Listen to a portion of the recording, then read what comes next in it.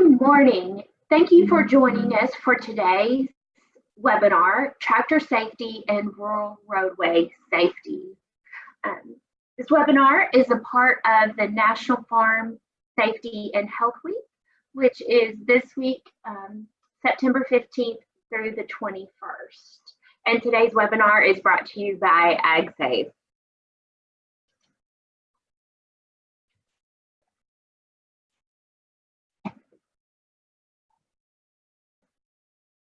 So my name is Natalie Gupton. I am the Director of Business Services and Industry Relations.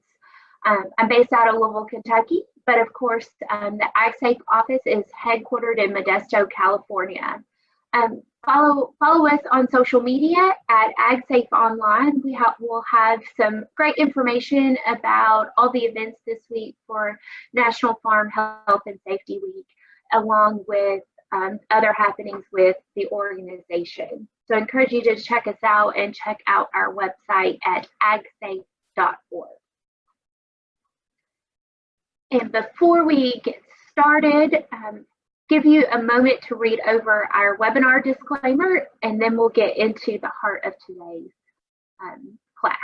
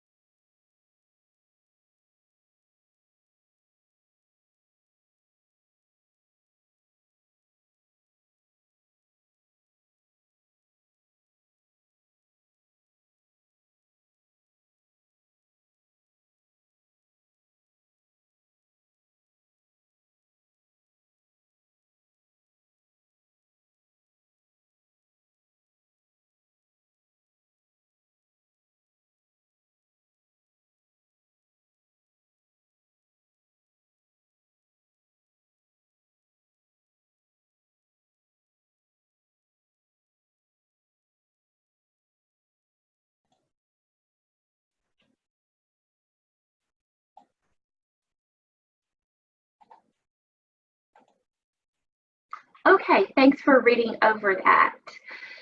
So today, with our short time together, we're going to talk about some statistics, safety by the numbers, review some current regulations, just kind of touch on that, discuss tractor safety elements, talk about conducting a pre-use inspection, and then, of course, some roadway safety tips. So safety by the numbers. So the information on the screen here is the heart of why we have National Farm Health and Safety Week. Agriculture still remains one of the most dangerous occupations out there, and we all need to continually work together to make an impact on these numbers. So 417 farmers and farm workers died from a work-related injury. The fatality rate amongst farmers or ag workers is 21.4 deaths per 100,000 workers. And every day, about 100 agriculture workers suffer a lost work time injury. And then discussing, we get into pesticide poisonings and things, but the one thing that I really want to point out is that tractor overturns is the #1 cause of death. And this information is brought to you by the Centers for Disease Control. This is just something that we as the industry need to pay attention to and work together and talk about ways that we can prevent these accidents. And there's so many safety tips involving tractor usage that we can take home to our families and back to our workplace to ensure that everyone is operating their tractor in the safest manner. And that goes into, the Occupational Safety and Health Association, OSHA, the standards that they have related to tractor usage. The number one regulation that we really want to point out is that rollover protective structure, also known as ROPS. That's that metal rollover bar, that U-shaped bar that sits over the seat or is built in with a cab tractor. So that is the number one standard that OSHA looks at, that they want to make sure that you have that ROPS on your tractor. And then the other regulations there also relate to that frame around the cab and the tractor. So you can get more details on that at OSHA.gov, but really want to point out that ROPS and the requirement that every tractor should have that, be equipped with that if you have employees. A wonderful resource that I really want to encourage you to check out if you do have a tractor that is not equipped with ROPS. The National Institute for Occupational Safety and Health, funded by the CDC, is really working with various centers across the country and coming up with called CROPS, cost-effective rollover protection systems. And these are retrofitting tractors that were not made by the manufacturer with a ROPS. And these are clearly, as the name states, more cost effective and a great way to equip your equipment with a ROPS if that you do not already have one, if cost is becoming an issue for you in getting your tractors equipped. So check that out if you do a great Google search and spell it out. So cost-effective rollover protection system. Find some more information on that so you can get your tractors equipped with the ROPS system, which is so very important in rollover protection. So talking about responsibilities, when driving a tractor, clearly the operator is directly responsible for the safe operation of that tractor. You, when you're in the driver's seat, that is your sole responsibility, is to make sure that you are operating it in a safe manner, not only for your protection, but also those around you. And that you, as an operator, that you need to make sure that you're doing an inspection. And we'll talk about that a little bit more later.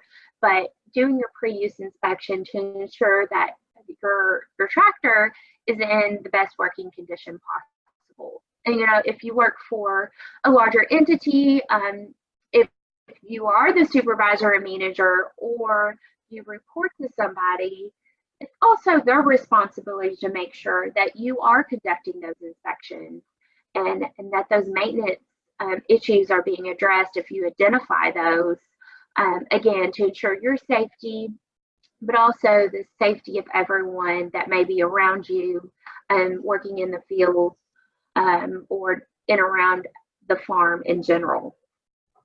So think about that. Again, if you're working for an larger farming operation where there's multiple people, that all the right people are playing the right roles, that the supervisors are making sure the operators are doing what they need, and the training that they need have taken place to ensure that they really understand the safest operation of that tractor. Okay, some essentials to think about when equipping your tractor. Not only do you want to have that ROPS that we talked about, is double check. Do you have a fire extinguisher? Is the horn working? Is the seat belt working properly? Do you have a seat belt? And is that operator's manual handy? So really thinking about that seat belt when you get into a rollover accident, if you are equipped with a ROPS on your tractor, if you are not using your seat belt, then your ROPS is essentially pointless, because the point is the ROPS keeps the tractor from crushing you when you roll over. That seatbelt works in partnership with that ROPS to ensure that you're not thrown from the tractor and crushed regardless. So that seatbelt keeps you in place, keeps you in the safety of that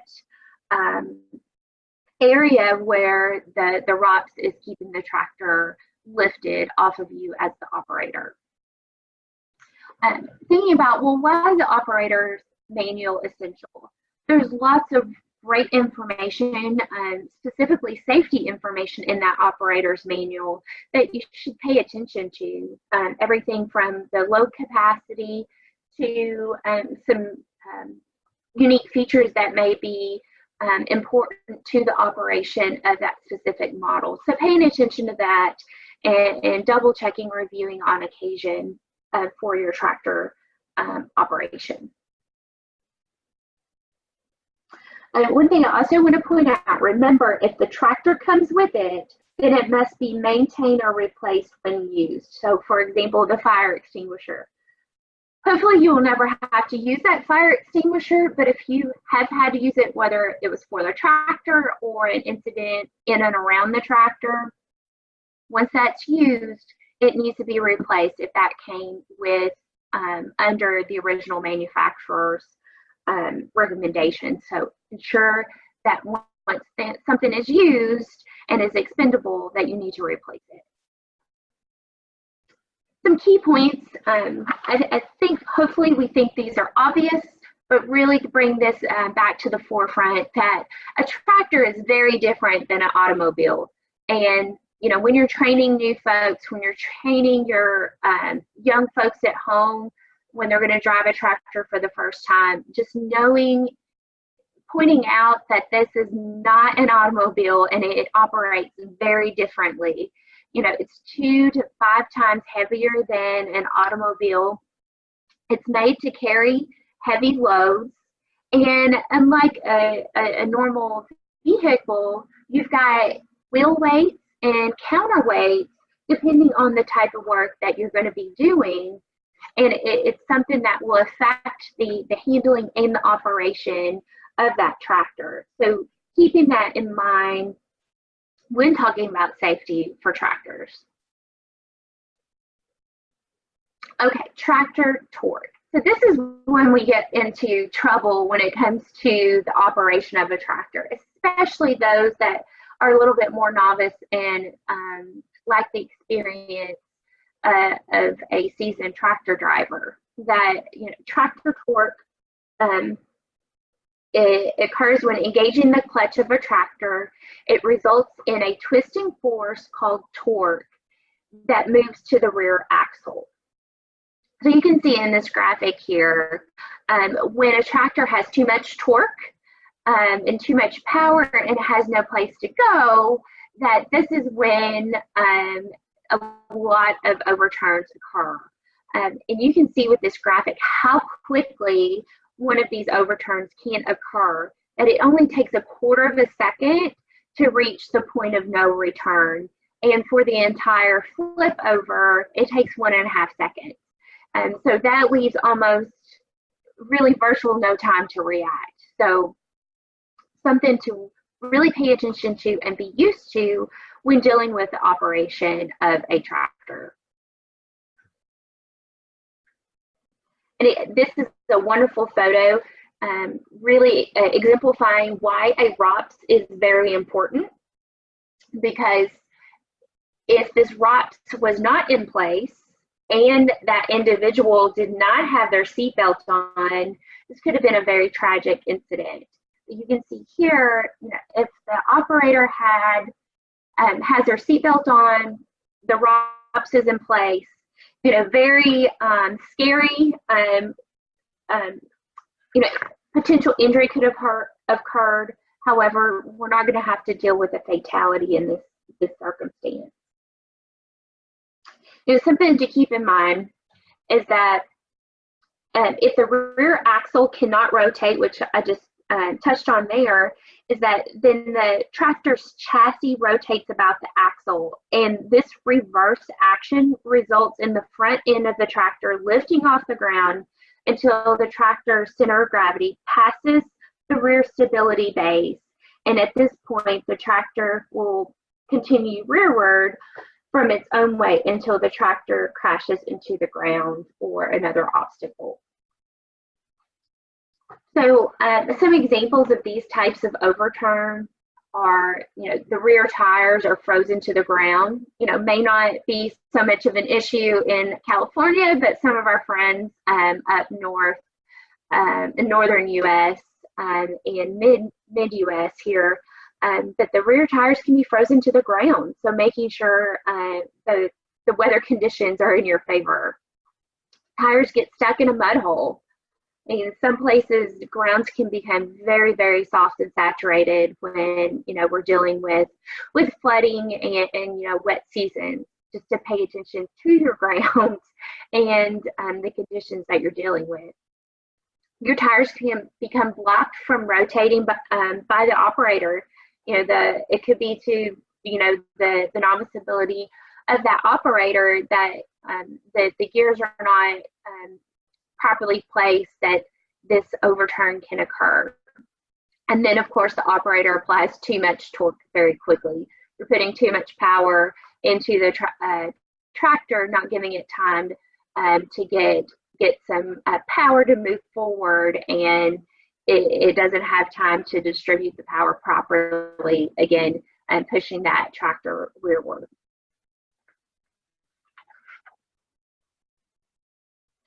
All right, so tractor data and capacity. Going back to that owner's manual and nameplates and being familiar with your equipment.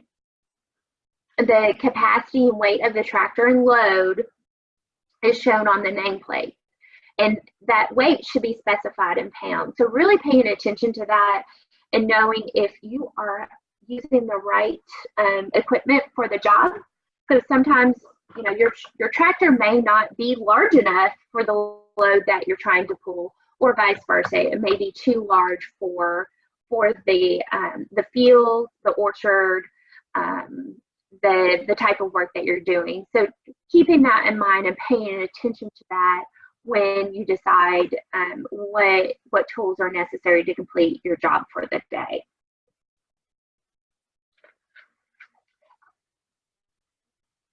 A tractor is more likely to tip when the load exceeds the rated load capacity and when the load is improperly located.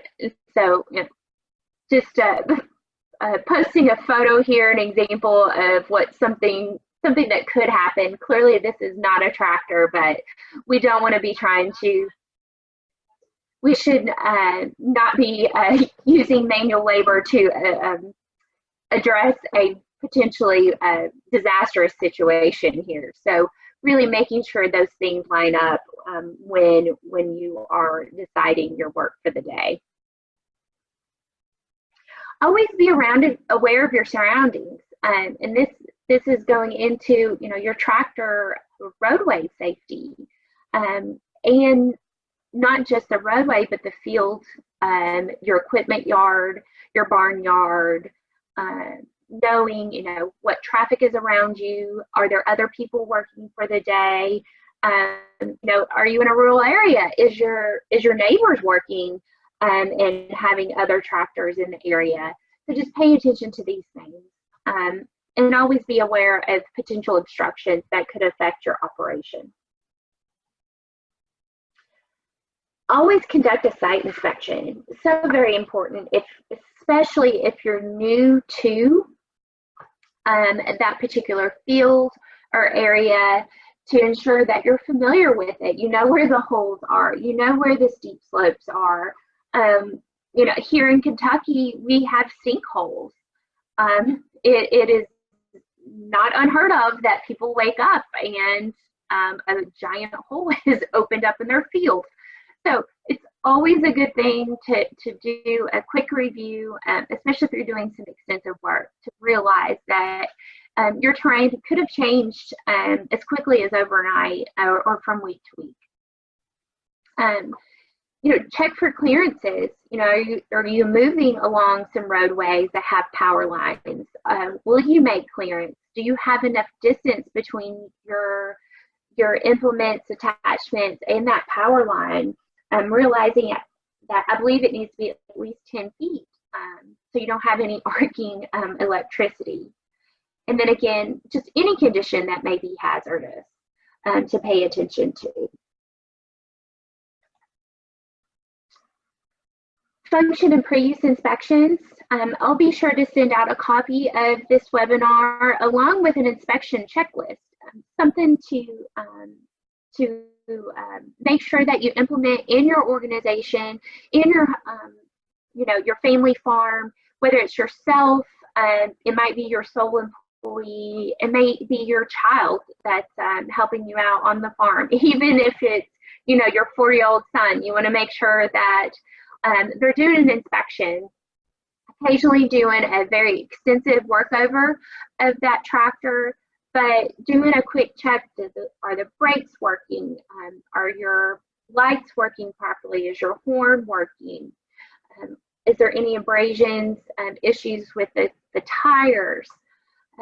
Going through a quick checklist to ensure the essential pieces of that tractor are in its prime operation, that it will not affect your safety for the day.